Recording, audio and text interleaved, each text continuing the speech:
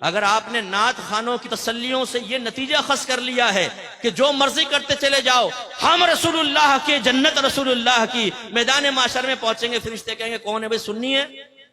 जी जी सुन्नी हो, बस आ जाओ, जो कुछ किया कोई बात नहीं, तुमने चर्स पी, जिना किया, कुछ भी सुन्नी है ना, सीधे जन्नत में चला जाओ, जन्नत तो तुम्हारा इंतजार कर रही है। अगर ये ख्वाब आपको दिखाए गए हैं तो खुदारा मुफ्ती मुनीब रहमान साहब के इस कौल पर अमल कर ले।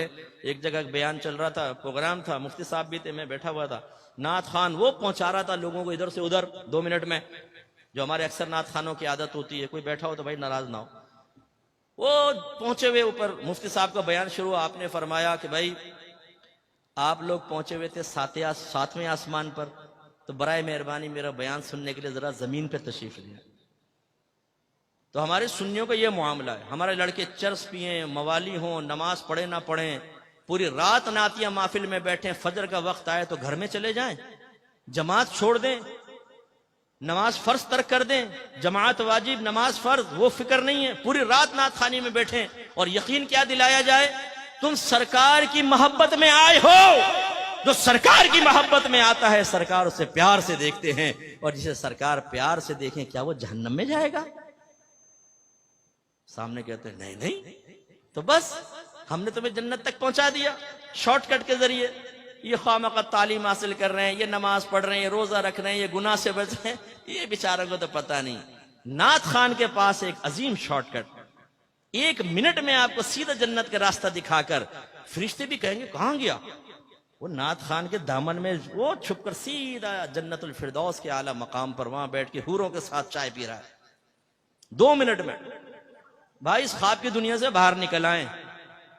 आप और मुझसे बड़े सहाबाए किराम आशिक रसूल थे, उनकी कोई एक मिसाल ऐसी बताएं कि उन्होंने नबी करीम के फरमान सुनने के बाद एक कान से सुना, दूसरे कान से निकाला, और उन्होंने ये अर्ज किया हो माज़अल्लाह कि आपका बनाया हुआ मायार ठीक है, ये आप अपने पास रखें, लेकिन हम ये कहते हैं कि आपकी मोहब्बत हमें जन्नत तक पहुंचाएगी, लिहाजा इन तकल्लुफात की जरूरत नहीं, हम वैसी जन्नत में पहुंच जाएंगे। है कोई साहबी ऐसा? नहीं। वो इश्क में कामिल व अकमल थे, तो किस वजह से थे कि उन्होंने नबी करीम की इताअत की। आज हमारे सुन्नी नारा लगाते हैं गुलामी रसूल में मौत भी कबूल है, जो हो ना इश्क मुस्तफा तो जिंदगी फजूल है। फिर एक दूसरे को देखते हैं कैसा लगा नारा, दूसरा कहता है वाह क्या नारा लगाया तूने यार, ब्लड सर्कुलेशन तेज हो गई। अच्छा भाई कर ले तेज। अब ये नारा भी लगा कि गुलामी रसूल में दाढ़ी भी कबूल है, क्योंकि सरकार ने फरमाया दाढ़ियां बढ़ाओ, मुझे छोटी करो, और यहूदियों की सूरत मत बनो। ये नारा लगा गुलामी रसूल में बाकायदा इल्म दीन सीखना भी कबूल है, कि आपके नबी ने फरमाया तलबुल इल्मी फरीदतुन अला कुल्ली मुस्लिम, इल्म का हासिल करना हर आकिल बालिग मुसलमान मर्द और औरत पर फर्ज है। अपने घर वालों को नेकी का हुक्म दें, बुराई से रोकें, क्योंकि अल्लाह ने फरमाया वअमुर अहलका बिस्सलाति वस्तबिर अलैहा ला नसअलुका रिज़्क़न नहनु नरज़ुकुक। अपने घर वालों को नमाज का हुक्म दे और खुद भी उस पर साबित कदम रहे। हम तुमसे रिज्क का सवाल नहीं करते, रिज्क तो हम तुम्हें अता फरमाएंगे। या अय्युहल्लज़ीना आमनू कू अनफुसकुम व अहलिकुम नारा वक़ूदुहा अन्नासु वल हिजारा, वो मैंने आयत पहले भी आपको सुना। तो करें अपने घर वालों की इस्लाह। बीवी पड़ी फजर में खर्राटे ले रही है, शर्म हया नहीं है कि बीवी को उठाओ। जवान बेटा पड़ा सो रहा है, ये नहीं कि लात मार के उठाए कमबख्त उठ। हाँ, अगर गवर्नमेंट ऑफ पाकिस्तान ये ऐलान कर दे जो फजर की नमाज बाजमात अदा करेगा उसको 5,000 रुपए मिलेंगे, यही अब्बा होगा, यही थका हारा बेटा, यही जुल्फों की असीर बनाने वाली लैला। फिर इस मजनून को, इस अब्बा को देखें आप, लात मार के ना उठाए बेटे को, कमबख्त उठ, 5,000 का मामला है, 5 तेरे 5 मेरे 5 छोटे बेटे के 15,000 रुपए रोज एक नमाज के, फिर 5 नमाज, फिर महीने की कैलकुलेशन करके अब्बा क्या कल हो अपने तो वारे न्यारे हो गए। तो आपकी बात नहीं कर रहा हूं, ये दुनियादार किस्म के लोगों की बात कर रहा हूं। लेकिन सोचिए कि हम क्या कर रहे हैं। इसी तरह ये नारा लगाएं कि गुलामी रसूल में हर गुनाह छोड़ना भी कबूल है, क्योंकि मेरी वालिदा सैयदा आयशा सिद्दीक़ा रज़ियल्लाहु तआला अन्हा कहती हैं कि नबी करीम सल्लल्लाहु अलैहि वसल्लम अपने जात की खातिर कभी किसी से इंतकाम नहीं लेते थे, लेकिन जब कोई अगर अल्लाह की नाफरमानी करता तो सरकार उससे इंतकाम लेते थे। इंतकाम का मतलब उस पर सजा जारी करते थे। इजहार नाराजगी फरमाते थे। अगर आप ये समझते हैं कि नात खानी में बैठने के बाद मैं नमाज़े कज़ा करूं, मैं लड़कीबाजी करूं, मैं सेक्स चैट करूं, मैं पोर्न वेबसाइट के विजिट करूं, मैं गंदी हरकतों में मुलव्वस रहूं और सरकार मुझे मोहब्बत भरी निगाहों से देखें, तो ये आपकी खाम ख्याली है। नाफरमानी और मोहब्बत रसूल जमा हो सकती है, इसका इनकार नहीं है। शेख अब्दुल मुहद्दिस देहलवी रहमतुल्लाह अलैह फरमाते हैं कि नाफरमान अपने दिल में मोहब्बत रसूल रखे, ये मुमकिन है, लेकिन फरमाया वो मोहब्बत रसूल में नाकिस है। इसलिए कि मोहब्बत रसूल का तकाजा ये है, महबूब का तकाजा ये है कि महबूब के कहे पर चले।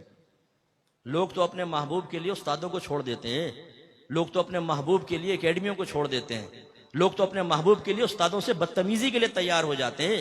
ये मोहब्बत का तकाजा है, ऐसा होना चाहिए मोहब्बत, कामिल मोहब्बत, पक्की मोहब्बत। ये औरत की मोहब्बत में इंसान सब कुछ कुर्बान कर दे, ये है कामिल मोहब्बत। बस मैं कहता हूं कि इसकी मिसल नहीं कह रहा हूं, ऐसी मोहब्बत हमारी होनी चाहिए कि नबी करीम की मोहब्बत में बाप नाराज हो, मां नाराज हो, दोस्त नाराज हो जाए, कोई भी नाराज हो, जब मेरे नबी ने फरमा दिया तो मैं नबी का कहना मानूंगा, सबकी नाराजगी मोल लूंगा।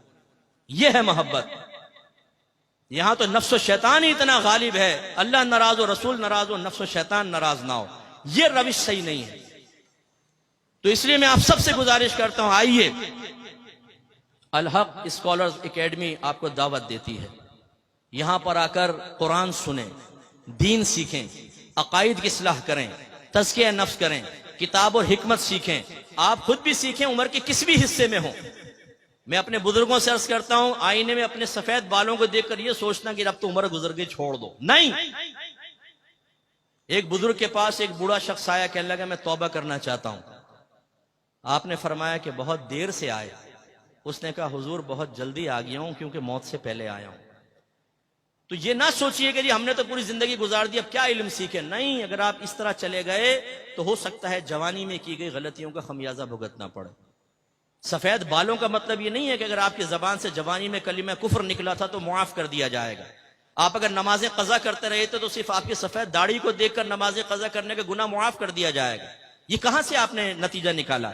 आप भी सीखिए और अपने बच्चों को और खुसूसन बेटियों को यहां जरूर दाखिला करवाएं, इल्म दीन सीखें और पक्के सुन्नी बने, पक्के मुसलमान बने कि जो अपने मजहब को बयान करना जानता हो, मजहब का दिफा करना जानता हो दलाइल के साथ, फिर मुजाहिदीन पैदा होंगे।